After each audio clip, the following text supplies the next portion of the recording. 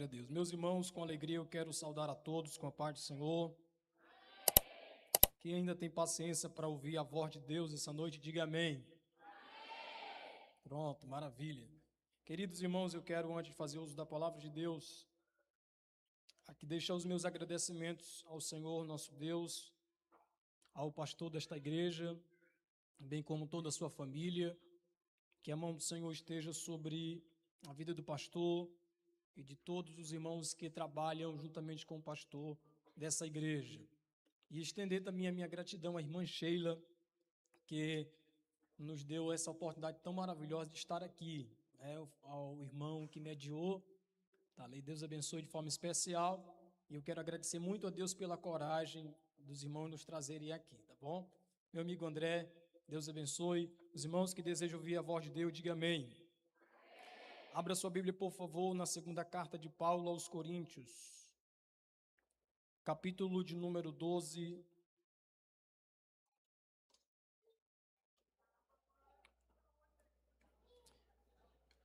Segunda carta de Paulo aos Coríntios, capítulo de número 12. Enquanto os irmãos estão procurando o texto, eu quero aqui também justificar um pouco da minha ausência, até mesmo nas redes sociais. Não que eu faça um bom uso dela, mas desde quinta-feira passada, nós fomos acometidos de uma infecção e em 4 dias eu perdi 6 quilos e ainda estou bem debilitado. E aí eu até havia dito à minha esposa que possivelmente eu não viria para cá. Mas como é um compromisso que eu fiz com esta igreja, de estar aqui servindo a igreja do Senhor, ainda no uso de antibiótico muito forte, mas venho aqui para cumprir aquilo que Deus nos chamou, para pregar a sua palavra. E aí a gente andou mais de 400 quilômetros para estar aqui, e com certeza Deus tem uma palavra para você nessa noite. Quem crê, diga amém. Segunda carta de Paulo aos Coríntios, capítulo de número 12, está escrito assim: em verdade que não convém gloriar-me, mas passarei as visões e revelações do Senhor. Conheço um homem em Cristo que há 14 anos, se no corpo não sei, se fora do corpo não sei, Deus o sabe. Foi arrebatado até o 3º céu. E sei que o tal homem, se no corpo, se fora do corpo não sei, Deus o sabe. Foi arrebatado ao paraíso e ouviu palavras inefáveis, de que ao homem não é lícito falar. De um assim me gloriarei eu, mas de mim mesmo não me gloriarei, senão nas minhas fraquezas. Porque se quiser gloriar-me, não serei nécio, porque direi a verdade. Mas deixo isso para que ninguém cuide de mim mais do que em mim vê ou de mim ouve. E para que não me exaltasse pelas excelências das revelações, foi-me dado um espinho na carne, a saber, o mensageiro de Satanás, para me esbofetear, a fim de não me exaltar, acerca do qual 3 vezes orei ao Senhor para que se desviasse de mim. E disse-me: a minha graça te basta, porque o meu poder se aperfeiçoa na fraqueza. De boa vontade, pois me gloriarei nas minhas fraquezas, para que em mim habite o poder de Cristo. Pelo que sinto prazer nas fraquezas, nas injúrias, nas necessidades, nas perseguições, nas angústias por amor de Cristo, porque quando eu estou fraco, então sou forte. Os irmãos que me acompanharam na leitura, diga amém. Eu queria, por bondade, que você pudesse ler somente a parte A do versículo de número 9. E após a leitura, eu queria que os irmãos permanecessem com o texto da Bíblia aberta, para que nós meditemos a ouvir aquilo que Deus deseja falar conosco essa noite. Vamos lá, versículo 9, só a parte A, 1, 2 e 3.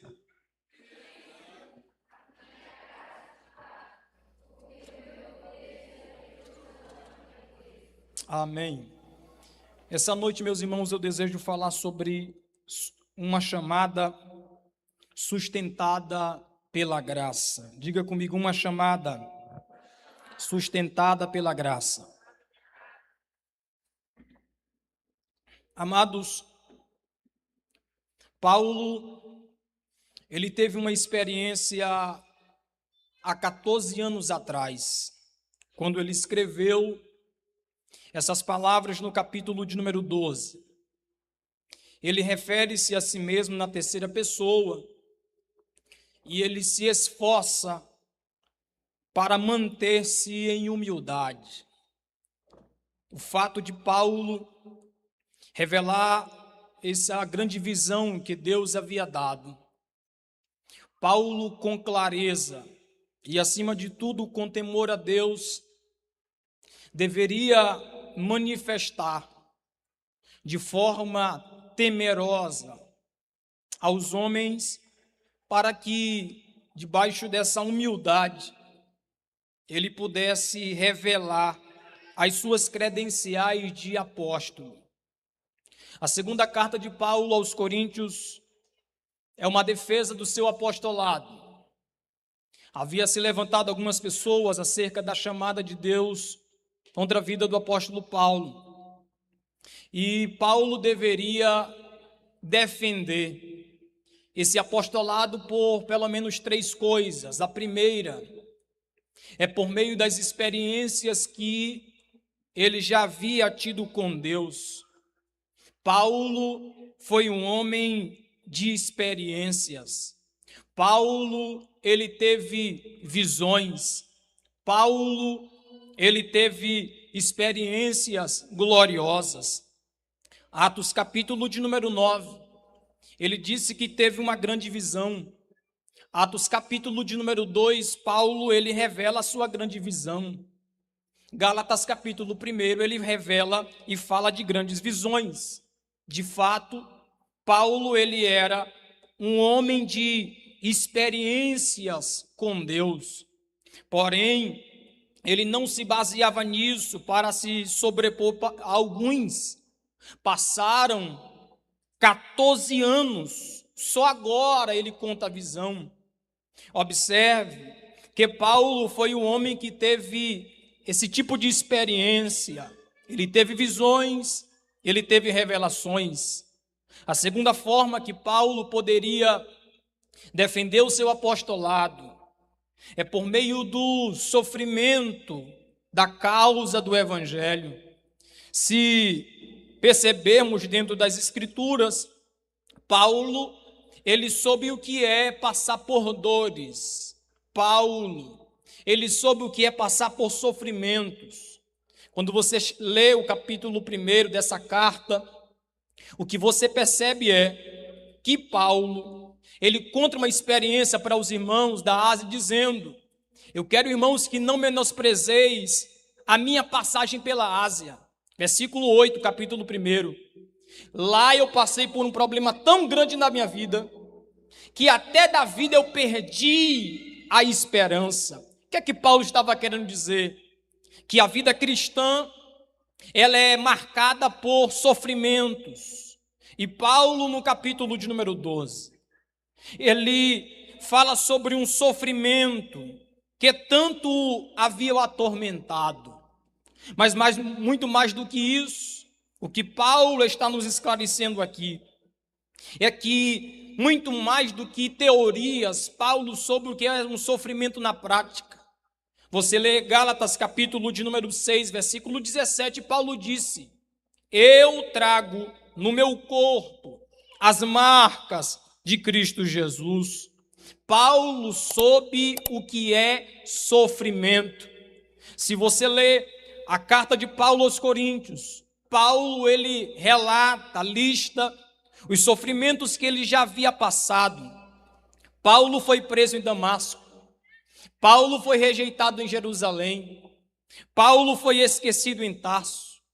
Paulo foi apedrejado em Listra. Chega em Filipe, é açoitado. Paulo é escorraçado de Tessalônica e Bereia. Quando chega em Atenas, é chamado de tagarela.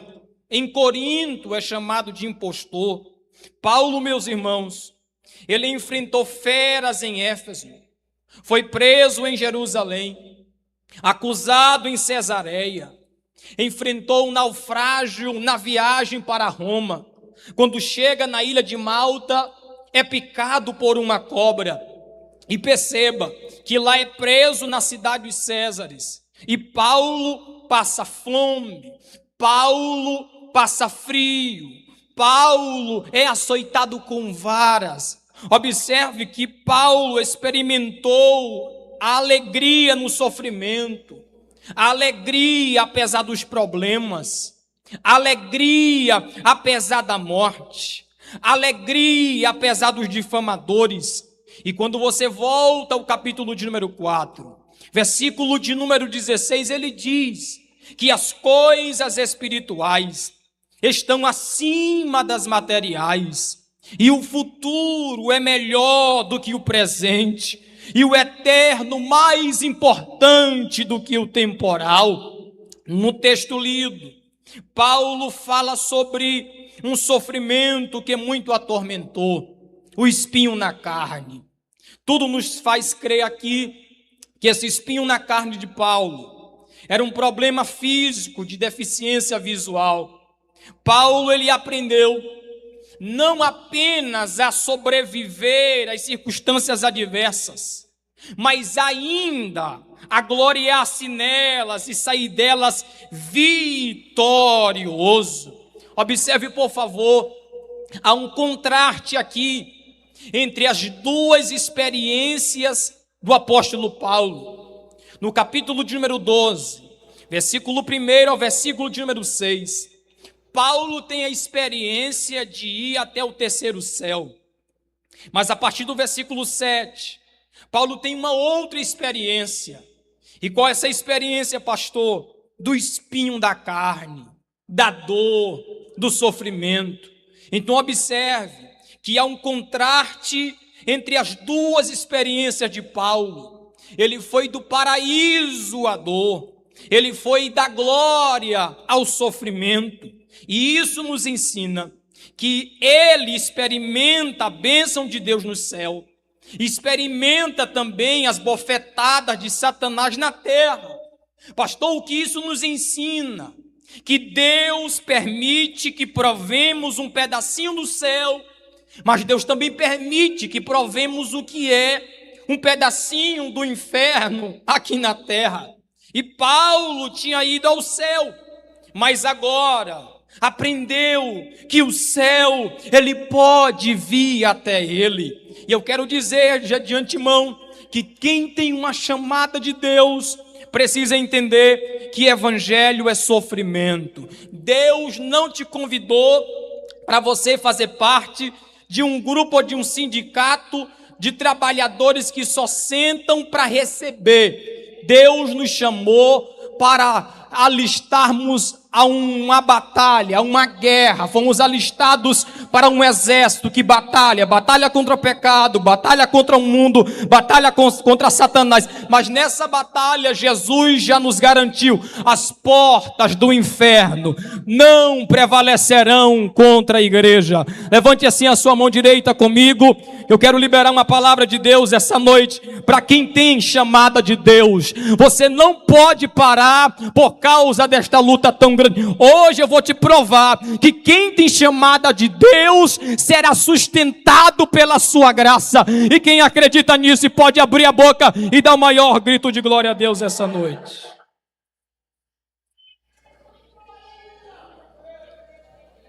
Primeira coisa, eu preciso dizer a você que há um propósito divino em cada sofrimento do ser humano. No começo desta carta, Paulo diz, versículo 3, que o nosso sofrimento e a nossa consolação são instrumentos usados por Deus para abençoar outras vidas. Porque na escola da vida, Deus está nos preparando para sermos consoladores. Me ajude a pregar. Eu sei que a gente está no ginásio, na abertura, e sempre tem aquela expectativa de alguma coisa. Me ajude a pregar. Vire para quem está do teu lado, diga: Deus te chamou. Diga mais forte: Deus te chamou para ser um instrumento usado nas mãos de Deus, para você se tornar consolador. Porque observe aqui, por favor. Jó, ele morreu sem jamais saber o motivo ou a causa por que sofreu. Paulo, aqui no texto que lemos, ele rogou ao Senhor 3 vezes, antes de receber a resposta. O que Paulo aprendeu, e o que nós precisamos aprender é, que quando Deus não remove o espinho, é porque tem uma razão. Quando Deus não remove o espinho, é porque Deus tem um propósito. Deus não permite que soframos por sofrer. Sempre haverá um propósito de Deus. Por quê, pastor? Porque Deus não desperdiça sofrimento na vida de quem tem uma chamada de Deus. Pastor, por que o senhor está dizendo isso? Porque todo sofrimento para Deus é pedagógico. Lembra, José sofreu, foi perseguido pelos seus irmãos.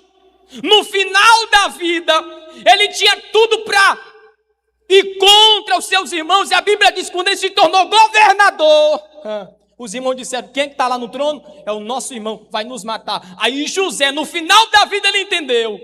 Chegou entre os irmãos e disse: olha, eu não vou matar vocês, não vou fazer nada. Mas esse sofrimento me sobreveio, está no texto, para preservação da vida de vocês. Ou seja, sofrimento para Deus é pedagógico. Deus não é um ser masoquista que tem prazer no sofrimento humano. Aqui Paulo está nos ensinando que quem tem uma chamada precisa entender que vai sofrer, mas Deus vai o sustentar. Segure na mão desta pessoa bonita que está do teu lado, diga aí: quem tem chamada de Deus. Não, você não diga quem tem chamada de Deus. Precisa entender que passará por sofrimento, mas diga para ele: mas a graça de Deus, ela vai te sustentar na caminhada. Quem acredita nisso e pode jogar a sua mão lá em cima e dar o maior grito de glória a Deus essa noite. Alguém olha para a história de Jesus e pensa que Satanás fez festa quando Jesus foi para a cruz. Mentira! O profeta Isaías profetizou que Deus, o seu pai, teve por prazer moer o seu próprio. O que é moer o seu próprio filho? É estrangular o seu filho. E ele foi moído pelas nossas transgressões. O castigo que nos traz a paz estava sobre ele. E pelas suas pisaduras nós fomos sarados. Jesus está indo para o Calvário. Aí alguém estava pensando: Satanás está fazendo festa, vamos matar o mestre, vamos matar o Salvador. Era nada, irmão. Era tudo que Satanás não queria. Era que Jesus não fosse para a cruz, porque ele sabia que se Jesus fosse para a cruz, aleluia, se Jesus não fosse para a cruz, a igreja não subiria. Mas quando Jesus disse: eu tenho que cumprir a minha missão, eu fui chamado para isso.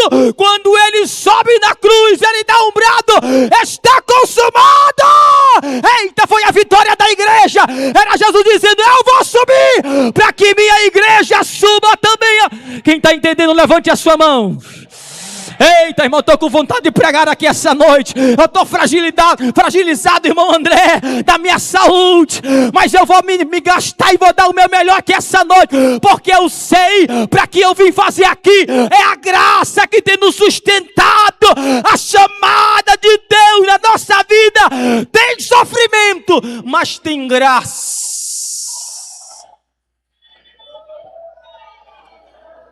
Agora me escute. É possível que Deus ele resolva revelar-nos o propósito do nosso sofrimento. Porque aqui no caso de Paulo, Deus decidiu revelar a razão do espinho na carne de Paulo. Qual é, pastor? Está aí no texto. Evitar que ele ficasse orgulhoso. E Paulo, ele ora. E quando Paulo orou, nem perguntou por que estava sofrendo, apenas ele pediu: Pai, remova o espinho na minha carne, porque eu não estou aguentando. Pai, tira esse espinho na minha carne, porque eu não estou aguentando. E na sua terceira vez ele dá um grito: Pai, tira o espinho na minha carne, porque eu não estou aguentando. Quando Paulo ele ora, pedindo a remoção do sofrimento, Deus ele dá a resposta. Escute aqui, não é raro Deus revelar as razões do seu sofrimento. Porque para Moisés, por exemplo, ele resolveu. Porque que Moisés não iria permitir que ele entrasse na terra prometida. Deus disse para Josué, ele e seu exército que havia sido derrotado em Ai. Haverá momentos que Deus, é raro Deus responder.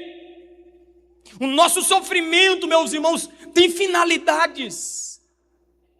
O nosso sofrimento tem finalidade de nos humilhar, de nos aperfeiçoar, de nos burrilar e depois nos usar.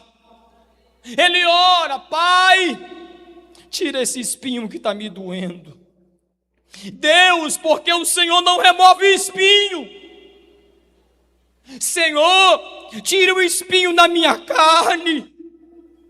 Pai, imagine comigo Paulo chorando, Paulo pedindo: tira o espinho na minha carne, tira o espinho na minha carne. Por que me fere com espinho? Porque é melhor, Paulo, te ferir hoje para não te perder amanhã. Mas Pai, está doendo, a minha graça te basta, Paulo, e o meu poder se aperfeiçoa na tua fraqueza.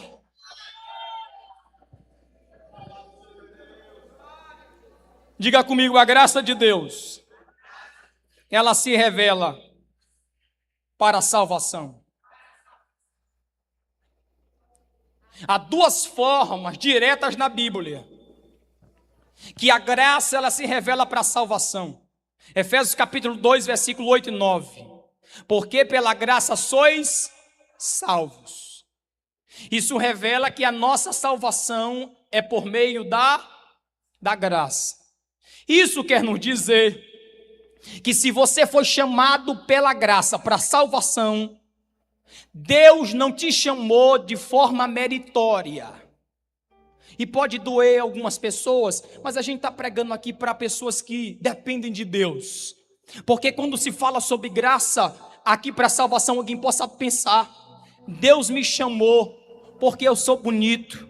Graça e salvação, irmãos, é pela graça. Se fosse por beleza, o negócio ficaria estreito para mim, ficaria estreito para você, mas a graça para a salvação, aleluia, é Cristo quem nos dá.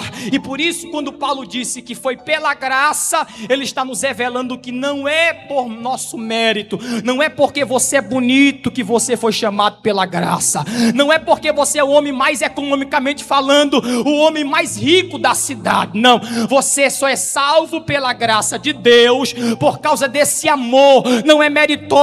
Nós não fomos salvos pela graça por causa da nossa cor, irmão André. Nós não fomos salvos pela graça por causa da cor dos nossos olhos, se é azul. Não, somos salvos pela graça de Deus. Foi o amor de Deus. O amor de Deus, irmão, é incondicional. Aleluia, já pode dizer para o seu irmão aí que Deus te chamou. Diga aí: Deus te chamou aleluia, para salvação. Não é porque você é bonitinho, não, é por causa da graça. Hoje você canta por causa da graça, prega por causa da graça, coordena a mocidade por causa da graça, aleluia, é mestre, é doutor por causa da graça, passa a pandemia, a doença por causa da graça, é tudo graça. Deus, é tudo graça. Quem reconhece essa verdade pode levantar sua mão e dar o maior grito de glória aqui essa noite.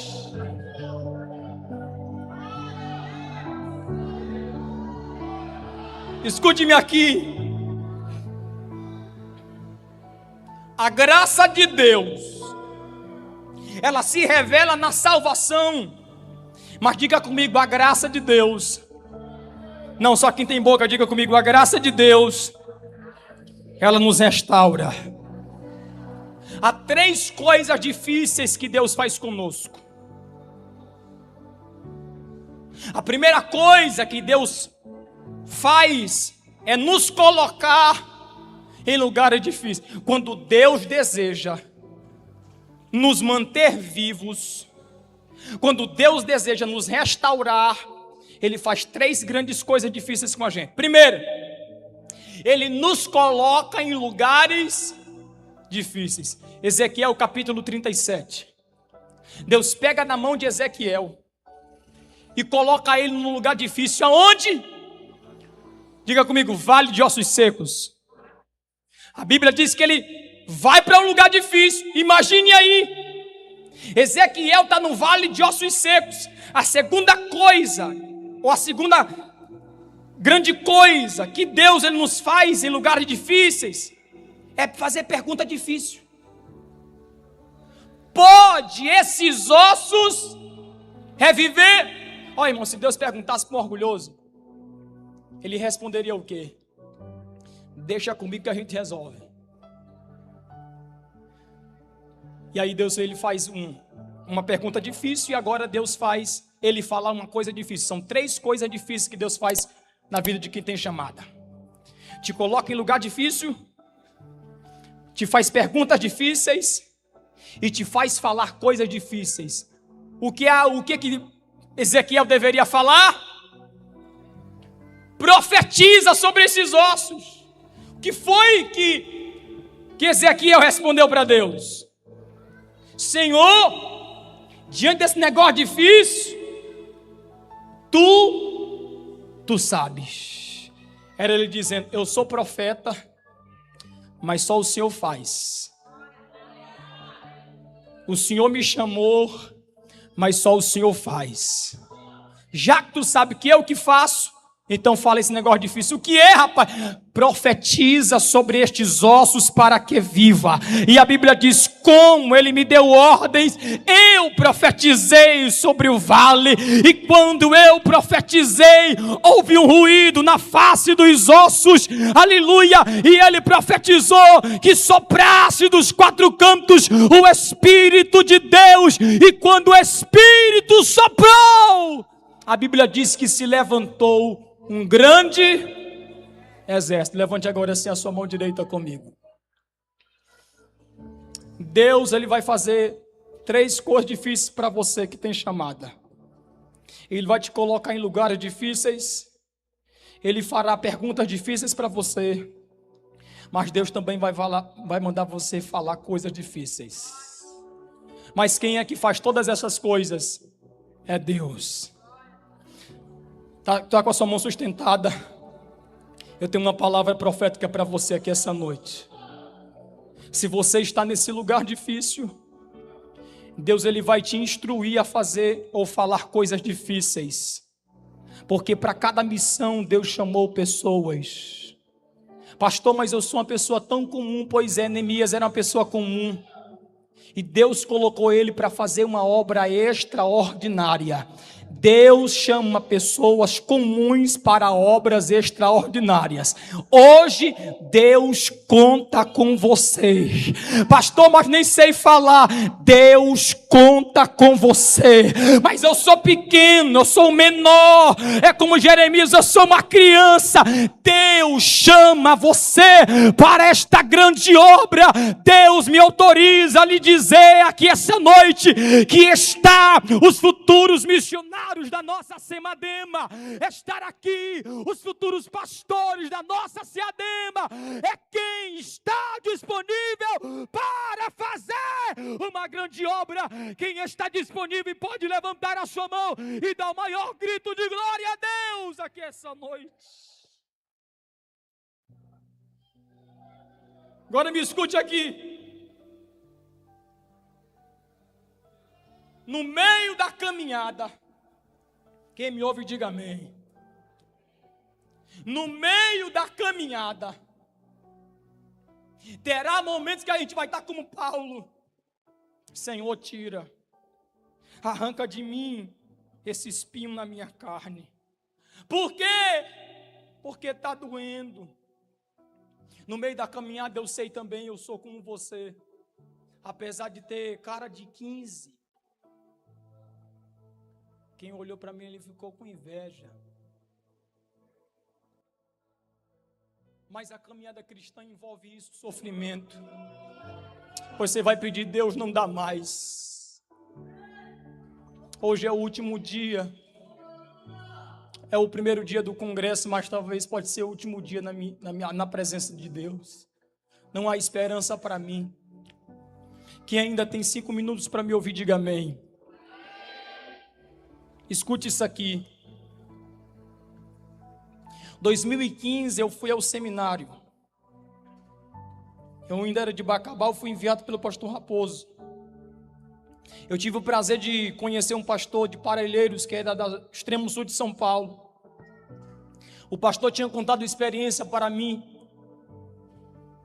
de como a vida cristã era dura. Ele disse, pastor, eu já tentei desistir do ministério.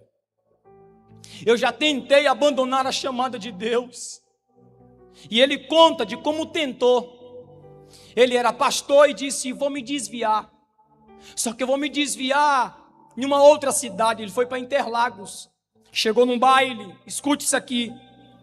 Chegou no baile. Ele disse, vou me desviar lá, longe de todas as pessoas. Ele chega no baile. Ele percebe que começa o som. As mulheres começam a dançar no palco. E de repente, irmão Matusa, as jovens que estavam dançando no palco, olhou para ele, e uma delas, adivinha quem era? Filha da mulher do círculo de oração que congrega com ele. Ele daqui ficou espantado, ela de lá, começou a se ajoelhar no meio da apresentação e chorar. O pastor ficou com medo, perguntando o que aconteceu. Ela chega correndo, vai até o pastor e conta a experiência. Pastor, meu pastor, hoje mesmo estava saindo de casa para vir para cá e a mãe disse, minha filha, você tem que voltar com urgência para a igreja. Eu zombei dela e disse, mãe, só vou voltar para a igreja se o Senhor enviar um homem de Deus aonde eu trabalho.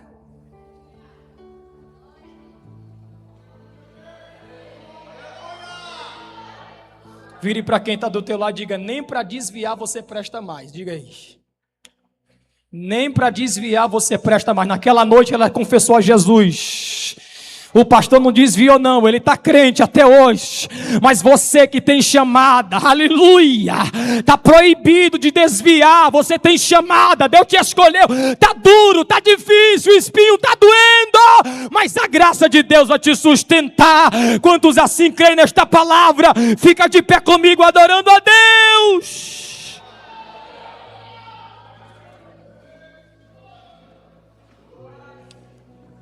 Escute-me aqui.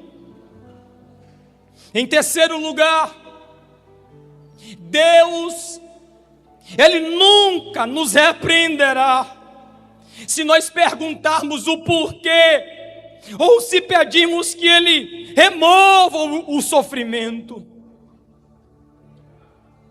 Me escute aqui, por favor. Essa palavra aqui vai ser alento para a tua alma. Vai ter gente que vai sair daqui curado da alma. Não há evidência de que Deus tenha repreendido Paulo, pelo fato de Paulo ter perguntado para Deus, ou ter pedido para Deus que Deus arrancasse. Porque Deus entende a nossa fraqueza. Escute bem aqui, santo, Deus conhece a nossa fraqueza. Deus conhece quem você é. Deus conhece a sua limitação. Deus sabe quais são todas as tuas fraquezas. Deus, Ele não vai te repreender se você perguntar por que desse sofrimento. Tira esse sofrimento. Não é pecado não. O próprio Filho de Deus, Ele pediu: Pai, afasta de mim esse cálice.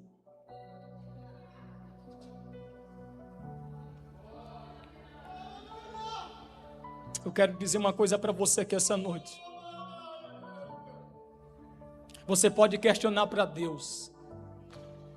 Possa ser que Deus não diga por que Ele não está tirando. Mas tem uma resposta de Deus para você aqui essa noite. Qual é, pastor? É que Deus, Ele está agindo em favor daqueles que têm uma chamada de Deus. E isso é para mostrar para você, que Ele é soberano e tem o domínio de todas as suas causas. Em que sentido, pastor? Satanás ainda está sob o controle de Deus. Por quê? Porque Deus, Ele permitiu que Satanás esbofeteasse o homem de Deus. A pergunta que a gente faz é: por que Deus, Ele permite isso para nós? Por que Deus vai usar logo Satanás para nos atingir? E às vezes a gente diz no sofrimento: é Satanás, é o diabo. Sai, Satanás. Não é assim que a gente pensa? Porque é mais fácil achar que tudo é demônio, pois o demônio você expulsa. Mas o caráter precisa ser tratado. Era Deus dizendo para Paulo: preciso te tratar. Tem sofrimento na nossa vida que Deus, Ele está fazendo um tratamento em nós. Sabe aquele orgulho, aquela falta de perdão que você precisa liberar? Pois é, tem um espinhozinho aí que Deus não tirou, porque Ele precisa tratar com você. Pastor, mas a luta é tão grande, o problema é tão grande, que é impossível. Pois é. Para grandes problemas haverá sempre grandes resoluções. Para grandes tempestades também haverá grandes bonanças. Da proporção que é o teu espinho, será a proporção da graça de Deus para lhe sustentar nessa caminhada. Olha que Paulo, ele diz: está doendo. E versículo 9: a minha graça te basta, porque o meu poder se aperfeiçoa na minha fraqueza. Ele estava querendo dizer mais ou menos assim: que quem tem chamada sempre receberá o conforto de Deus. Porque a graça de Deus que sustenta a nossa chamada, ela nos conforta. E como é que é o conforto de Deus? É nos detalhes. Lembra do que Pedro estava preso, Tiago já havia sido morto na noite anterior. Pedro estava dormindo, ao redor dele prisões, soldados do seu lado, amarrado, e pensando: quando for alvorecer do dia eu morro. O próximo é eu. O próximo é eu. Olha como a graça, ela cuida até dos detalhes. A igreja estava orando por Pedro, e a Bíblia diz que na madrugada o anjo apareceu na cela de Pedro e disse: Pedrão, levanta daí. Ora, e os camaradas aqui? Levanta, Pedro. Pedro levanta, vai correndo. E olha o detalhe do texto. Olha o detalhe do texto. Pedro se levanta para sair. Ora, se o anjo está dizendo, as portas estão abertas, é minha oportunidade, eu tenho que sair fora. Quando Pedro está correndo, o anjo de Deus diz para Pedro: Pedro, olha lá para trás, tome a tua sandália. Irmãos, cá para nós, para quem vai morrer amanhã, a sandália é o que menos importa. Mas o anjo do Senhor disse: Pedro, Para ti tu não importa com ela, mas para mim são detalhes. Toma a tua sandália, volta, calce ela e pode ir embora. Por quê, pastor? Porque Deus cuida até dos mínimos detalhes. Segure na mão desta pessoa que está do seu lado.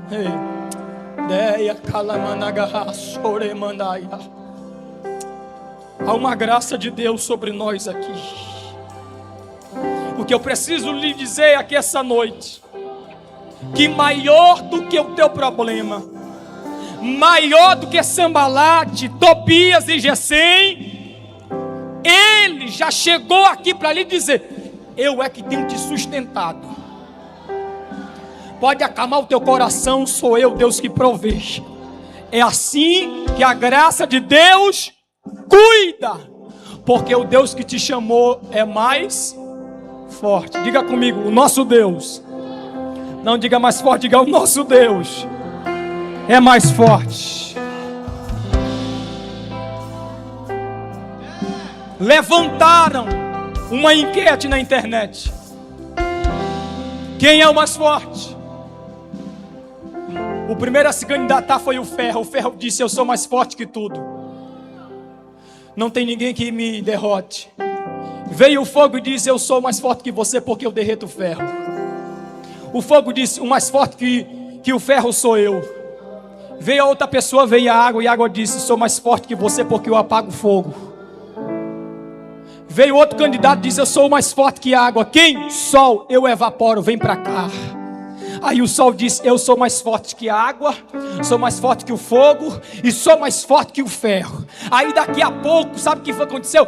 O sol pensou: sou mais forte e não tem ninguém que seja maior do que eu. Sabe quem veio? Veio a nuvem. A nuvem disse: vou passar do teu lado e vou mostrar que eu sou mais forte que você. Vou apagar o teu brilho. Lá vem a nuvem. A nuvem disse: não tem mais para ninguém. Sou mais forte que o sol, sou mais forte que a água, sou mais forte que o fogo, sou mais forte que o ferro. A nuvem disse: não tem mais ninguém. Veio o vento disse: sou mais forte que todo mundo, porque eu sopro o vento de lá para cá. O vento até então pensou: sou mais forte que tudo. Mas aí sabe quem veio? A montanha zona veio do lado dele e diz assim: olha, bata aqui no meu peito que eu vou te dividir no meio. Até então era o vento, mas quem é o mais forte agora? Diga comigo, montanha. A montanha pensou: sou mais forte. Só que veio o homem com a sua sabedoria, fez suas máquinas e destruiu todas as montanhas. E o homem disse: sou mais forte que tudo. Matusalém, está aqui, 969 anos, pensou: sou mais forte e não tem ninguém maior do que eu. Alguém ouviu e disse: opa, sou mais forte que o homem. Quem? A morte. A morte disse: sou o rei dos terrores, não tem ninguém maior do que eu. Eu destruí Matusalém e vou destruir toda a raça humana. Aí ele pensou: eu sou mais forte que tudo, sou mais forte que o homem, sou mais forte que a montanha, sou mais forte que o vento, sou mais forte que a nuvem, sou mais forte que o sol, sou mais forte que a água, sou mais forte que tudo. Aí a morte disse: vou destruir a humanidade. Mas pouco tempo pensou: vou destruir alguém que disse que é maior do que eu.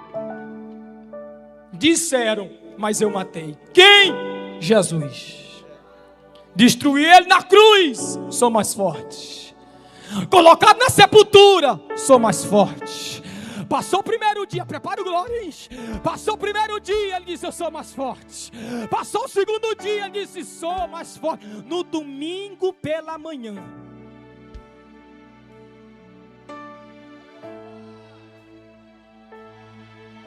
Maria foi procurar no túmulo: cadê o meu mestre? Cadê meu Senhor? Ele não está mais aqui. Ele é já. Ele é maior que a morte. Levante a sua mão para adorar. Levante a sua mão para adorar o mais forte. A igreja.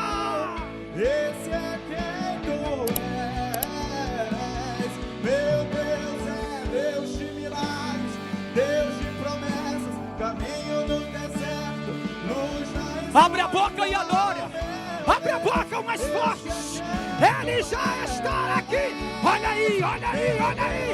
Receba a graça, receba a graça. Sustentados pela graça. Ele é o mais forte. Esse é quem tu és. Estás aqui, movendo entre nós. Meu Deus. Te adorarei.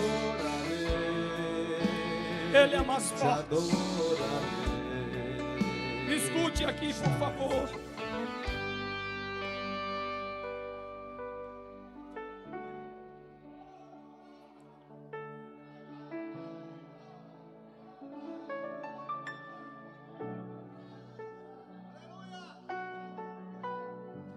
Não é possível que nessa noite você não vai se render diante daquele que é mais forte que tudo. Esse Deus que eu estou pregando aqui, o Deus que nos chamou, Ele tem um domínio na palma das suas mãos. Essa tua causa para Deus é muito pequena.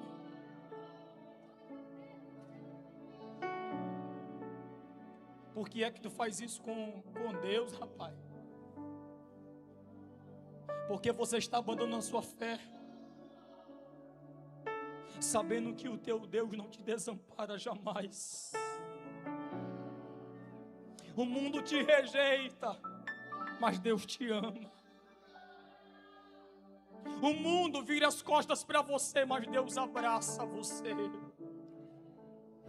O mundo diz que você não é digno de estar aqui, mas o Deus que te perdoa já te deu liberdade para você servir com alegria aqui essa noite. Queira a Deus que não passe dessa noite, que não passe dessa noite, que não passe dessa abertura. Tudo aquilo que Satanás tenha tirado do bolso para te acusar, Jesus hoje já te deu liberdade, porque Ele já liberou o perdão para você. Chegaram para Martim Lutero, Satanás personificado, com uma lista grande de pecados de Martim Lutero. Martim Lutero, olha aqui todos os teus pecados. Uma lista. Martim Lutero pediu para Satanás, não é tu que é o acusador? Já terminou tuas acusações? Já. Coloca aí no final. O sangue de Jesus já me perdoou de todos os meus pecados. Ainda de pé, eu não quero ser enfadonho aqui essa noite, mas eu quero convidar aqui à frente aqueles que sentem uma chamada de Deus. Não pense que chamada de Deus é só para pregar. Tirar essa nossa mentalidade. Chamada de Deus aqui é universal, é para todos. Ser uma bênção na escola, ser um bom filho, ser um bom esposo. Eu quero te convidar a você sair do seu lugar e vir aqui à frente. Pastor, eu preciso de uma renovação de Deus. Pastor, eu preciso ser restaurado, pastor. Só Deus sabe como eu cheguei aqui. Eu não quero lhe forçar a chegar aqui à frente. Eu quero chamar aqui aqueles que sentem a necessidade. Tudo que é forçado é estupro. E eu não forço nada a ninguém a fazer absolutamente nada. O evangelho, olhe bem para cá, a escritura, a pregação, a palavra de Deus é suficiente. Eu não preciso meter o pé na porta, irmã Sheila, para forçar nada. A palavra de Deus é suficiente. Eu sinto Deus nessa casa. Eu sinto Deus aqui nessa casa. Eu sinto Deus entre nós, eu sinto Deus entre nós. Há um bálsamo de Deus sobre a tua vida aqui essa noite. Olhe bem para cá. Você que veio aqui à frente, olhe bem para cá. O nosso culto, escute bem, o nosso culto é racional. Quando você entende aquilo que Deus falou, aí você passa a crer. Não é um negócio aleatório, não. A gente tem compromisso com as escrituras e você precisa entender que você foi chamado por Deus haverá sofrimento, luta, problema, mas que Deus é maior do que tudo isso. Só para mostrar para você que Ele te ama muito. E Ele não quer que você abandone a fé. Lança aquela corda fora.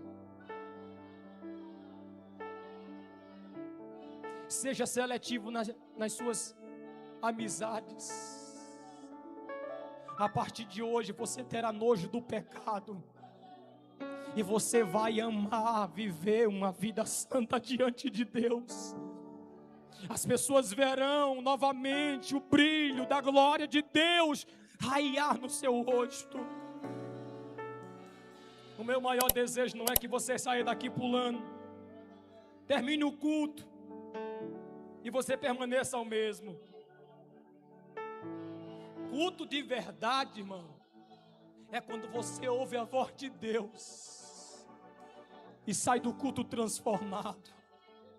Esse é o desejo do meu coração para você. Tem alguém entre nós, eu quero conhecer a primeira pessoa. Eu vou orar por vocês. Mas eu sei que existem muitas pessoas aqui, jovens, irmãos, que desejam hoje retornar para a casa de Jesus.